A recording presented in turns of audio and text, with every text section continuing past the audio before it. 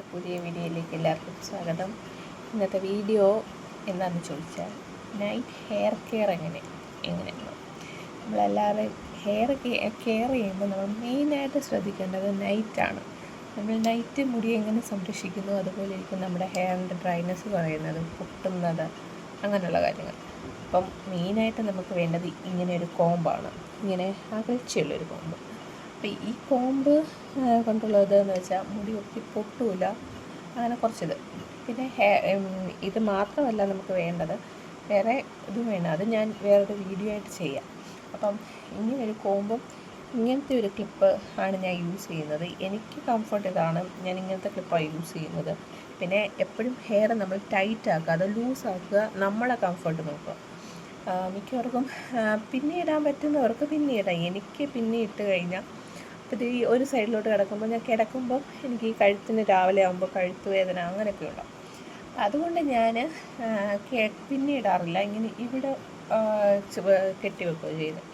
അപ്പോൾ അങ്ങനെ കെട്ടി വെക്കുമ്പോൾ ഉള്ള ഇതെന്ന് വെച്ചാൽ മുടി ഒരസത്തൊന്നുമില്ല, നമുക്ക് കംഫർട്ടായിട്ട് കിടക്കാം, അങ്ങനെയൊക്കെ.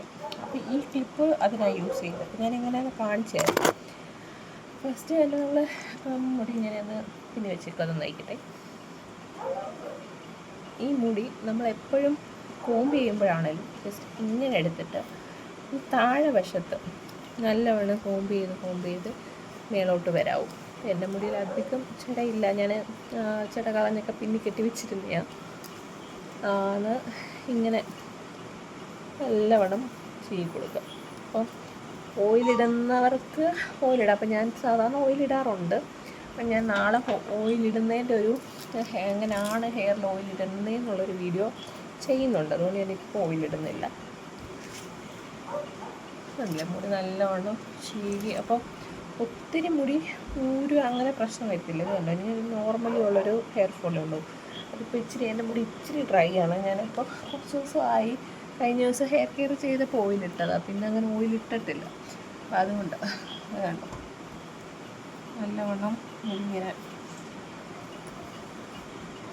നല്ലവണ്ണം കോമ്പ് ചെയ്തിട്ട് മുടി ഞാൻ ഫ്രണ്ടിലോട്ടിട്ടും നല്ലവണ്ണം കോമ്പ് ചെയ്യണം. അപ്പോൾ നമ്മുടെ ഈ ഭാഗത്തുള്ള കെട്ട് പിടിച്ചിരിക്കുന്ന മുടിയൊക്കെ നല്ലവണ്ണം ഇതായിട്ട് വരും.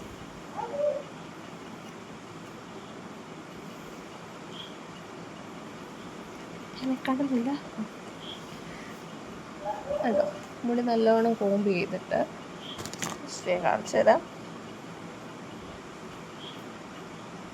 ഈ സമയത്ത് ഇങ്ങനെ ഫ്രണ്ടിലോട്ട് ഇട്ടിട്ട് ഒരു മസാജൊക്കെ കൊടുത്തു കഴിഞ്ഞാൽ നല്ലതാണ്, ഹെയർ ഗ്രോത്തിനൊക്കെ നല്ലതാണ്. എപ്പോഴും നമ്മളിങ്ങനെ ഫ്രണ്ടിലോട്ട് ഇട്ടിട്ട് മസാജ് ചെയ്യുന്നതാണ് നല്ലത് മുടിക്ക്. ബ്ലഡ് സർക്കുലേഷനൊക്കെ കൂടാനും ഒക്കെ നല്ലതാണ്. ഞാൻ പിന്നെ ഇങ്ങനെ പിള്ളായിരിക്കും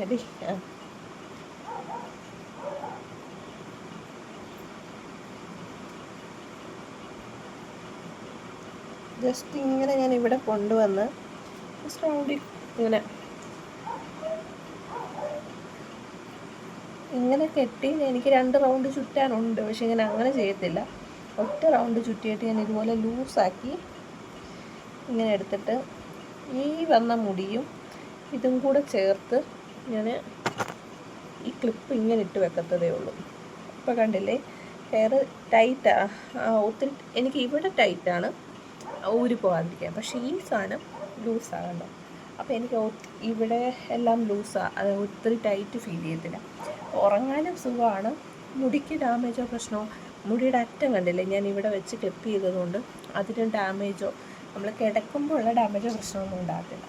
ഞാനിങ്ങനെയാണ് ചെയ്യുന്നത്. എനിക്ക് ഇങ്ങനെ ചെയ്യുമ്പോൾ കുറേ മുടിയുടെ ഡ്രൈനെസ്സൊക്കെ കുറയുന്നത്, പൊട്ടുന്നത്. എനിക്ക് നേരത്തെ മുടി നല്ല